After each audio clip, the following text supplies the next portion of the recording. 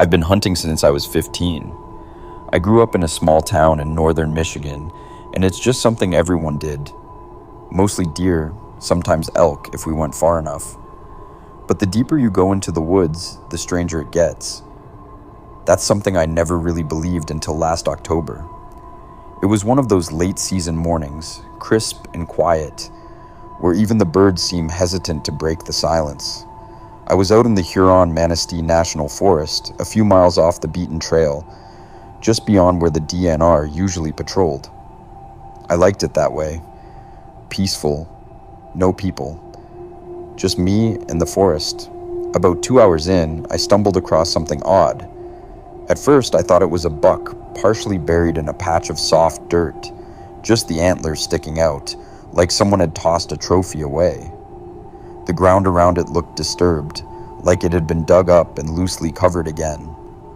I figured maybe a hunter dressed the animal and left the rest, though that didn't sit right with me. Nobody leaves antlers like that. Curiosity got the better of me. I set down my pack and started digging with my knife and hands. The dirt was loose, almost freshly turned. Within minutes, I'd uncovered the full skull of the deer, but that's when things turned sideways. Just beneath it, less than a foot down, my fingers brushed something smooth. Not bone, at least not animal. I cleared more dirt. It was a human skull, jawbone missing, no skin, no hair, just bone. I froze. Look, I've seen some messed up stuff in hunting. Injured animals, broken legs, coyotes dragging carcasses. But this was different. The kind of thing that makes your stomach knot and your instincts scream. I stood up fast, scanning the woods like whoever did this might still be out there watching me. I marked the spot on GPS and hiked straight out. I didn't touch anything else, didn't take a photo, just got out. That afternoon, I drove straight to the sheriff's office and told them everything. The deputy didn't even write anything down, just nodded along and said they'd send someone to check it out. I waited for a call, a follow-up, something. Nothing ever came. 3 days later, I hiked back to the exact same spot. The dirt had been smoothed over perfectly, like nothing had ever been there, and the antlers were gone. I stared at the patch of dirt for what felt like an hour. It wasn't just smoothed over, it was clean. No disturbed leaves, no signs of digging. Even the marks I'd made in the bark of a nearby tree, little notches I used to orient myself, were gone. I double-checked the GPS coordinates, same spot. Something or someone had erased it all. I stood there, unsure what to do. A rational part of me thought maybe I was off by a few feet, maybe I'd made a mistake. But the deeper part of me, the one that's usually quiet, was screaming that I hadn't. Someone had been there, someone had cleaned it up, and they didn't want anyone finding it again. That night, I couldn't sleep. I kept replaying the moment my fingers touched that human skull. The cold texture, the unnatural feeling of it being under deer bones like that, and most of all, I kept wondering, was the antler meant to be found? The next morning, I got a voicemail from a number I didn't recognize. No name, just a voice saying, "You need to stop digging, it's not yours." Then it hung up. I checked the number, no caller ID, no history. I called the sheriff's office again, same deputy. I told him about the message. He sighed, like I was wasting his time, and said, "Sir, we followed up. We didn't find anything. Maybe get some rest." Something was off. They were too calm, too dismissive, like they were used to people finding things they weren't supposed to. So I started asking around, quietly. A friend of mine works for the county forest service. Over beers, I mentioned what I found, without too many details. His face went pale before I even finished. He leaned in and said, "You're not the first person to find bones in those woods." Apparently in the last 6 years, hikers and hunters had reported strange findings. Animal remains arranged unnaturally, signs of makeshift camps, even a pile of torn clothing once. But every time someone reported it, the official line was the same. Nothing found. Case closed.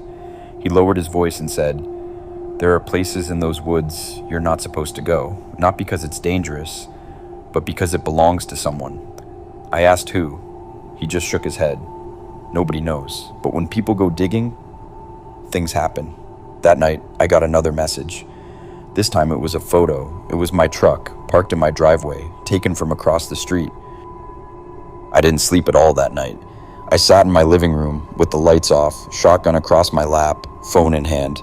I kept staring at the photo. It wasn't blurry, it wasn't some distant shot through trees. It was clear, taken with a decent camera, angled perfectly from a spot across the street, which meant whoever took it had been standing right there. In my neighborhood, I checked the porch cameras. Nothing. No motion alerts, like they knew how to avoid being seen. The next morning, I found boot prints in the patch of dirt beside my garage. Too big to be mine. I live alone. No neighbors close enough to have just wandered over. I wanted to go back to the woods and burn it all down, dig everything up, expose whatever they were hiding out there. But something told me that was exactly what they wanted me to do. Draw me out. Make me disappear like whoever was buried under that damn skull. Instead, I drove out to a buddy's place 3 counties over and stayed with him for a few days. I didn't say much, just that I needed space. While I was there, I called the Michigan State Police anonymously and reported a possible burial site in the forest. Gave them the coordinates I had marked. A week passed, then 2. No reports, no news. Not even a blip on local radio. I eventually returned home, but things weren't the same. I kept seeing the same black pickup truck drive by. No plates, windows tinted. My phone would ring once in the middle of the night, no voicemail, no number. Just once, every night. One evening, I came home to find a fresh set of antlers on my porch. Just lying there, perfectly clean, no blood. I didn't bring them inside. I left them out until morning, when they were gone. That was the last message, I think. A warning, or maybe a promise. I sold my rifles, stopped hunting, haven't set foot in the woods since. Sometimes I still drive by that stretch of forest just to see if the trees look different, if something's changed. But they never do, same as always. But I know what's under that soil, what was under it. And I know there are people out there who'll do anything to make sure the rest of us don't.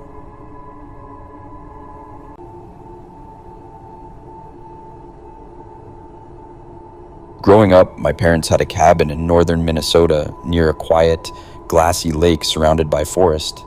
We'd go up there every summer, me, my dad, and my older cousin Matt. No internet, no TV, just fishing, hiking, and late-night stories by the fire.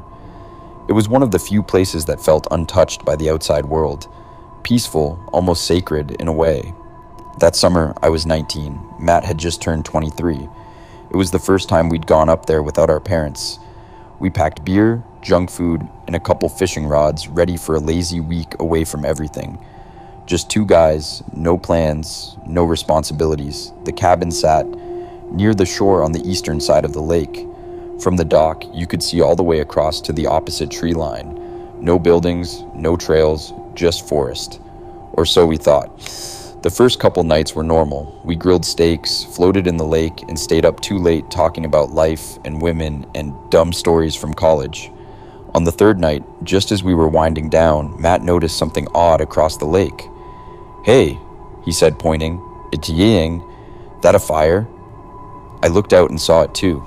A faint, flickering orange glow, deep in the trees, right across the water from us.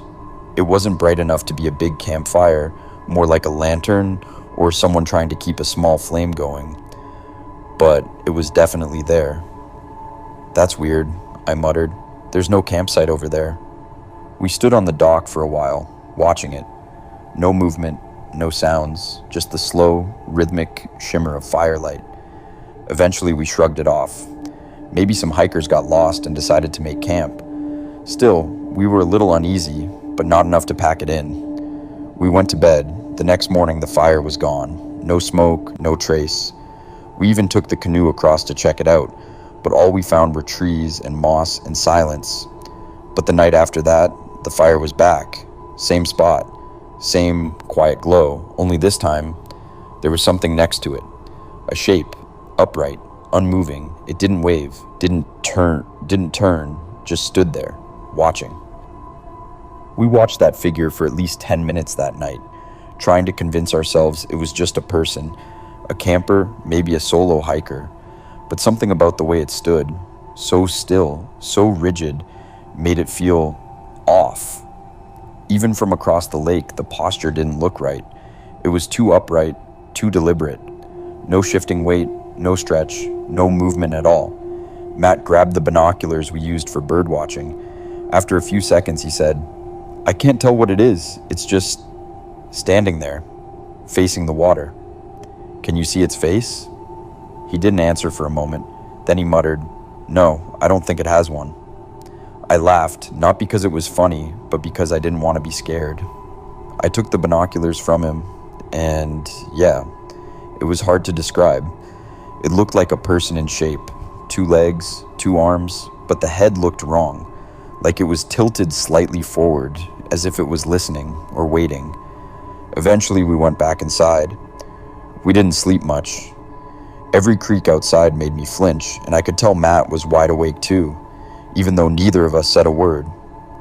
The next morning, we checked the shoreline again. Nothing. No ashes, no footprints, no signs of a campfire. Just moss and damp earth and that same impossible silence. But what really got me? Around noon, Matt went out for a solo canoe trip to fish in a quiet inlet. He was gone for a couple hours. When he came back, he looked pale. He didn't say anything at first, just dragged the canoe up and sat on the steps of the cabin, staring at the trees. "You good?" I asked. He nodded, slowly. "I saw smoke." "Where?" He gestured to the opposite shore, a few hundred feet from where that fire was. Not a fire this time, just smoke. Like something was burning, but under control, no flame, no people. But then it just stopped, like someone put it out the second I looked at it. We didn't see the fire that night, or the next, but we started hearing things. Branches snapping just beyond the tree line, something heavy walking around the cabin at night. Then, 3 nights after the figure first appeared, we saw something much closer, not across the lake, but just a few yards into the woods behind our cabin. It was around midnight when we saw it again. Not the fire this time, something else. We were on the back deck, trying to convince ourselves it was just wildlife, maybe a moose or a bear making the noises in the woods. But then I saw it. Not moving, not walking, just standing. About 30 feet from the edge of our cabin's clearing, in the pitch-black woods, something was visible between the trees. A figure, upright, still. Matt saw it too. He whispered, "That's the same shape." We stood frozen, no flashlight, no movement, just the two of us staring into the dark at something that had no business being there. And worse, it was closer than before, so much closer. We backed inside, locked every door, and turned out the lights. For the next hour, we sat on the floor behind the kitchen island, barely breathing, listening for any sound. Eventually, nothing happened. No knock on the door, no broken glass, just silence. The next morning, it was gone. No prints, no sign of anything. But by now, we were done pretending it was in our heads. We packed, fast. But before we could even throw the bags into the car, we both heard it. A splash, from the lake. We turned. Out on the water, maybe 50 feet from shore, something was floating. No, standing. A shape, just like before. Only this time it was on the water, upright, perfectly still. We didn't wait. We jumped in the car and drove, all the way back to Duluth without stopping. I haven't been back to that cabin since. Matt swore he saw that figure one more time, 2 months later. Said it was standing just off the trail behind his apartment. I think he was joking. I hope he was. We still don't know what we saw. Maybe it was some unspoken local thing, a tradition or secret that no one tells outsiders. Or maybe it wasn't human at all. But here's the part I haven't told anyone else. A week after we got back, I got a letter. No return address, no postmark. Just a scrap of paper with 5 words written in red ink. "Don't cross the lake again." I burned it. I didn't tell Matt, and I never will.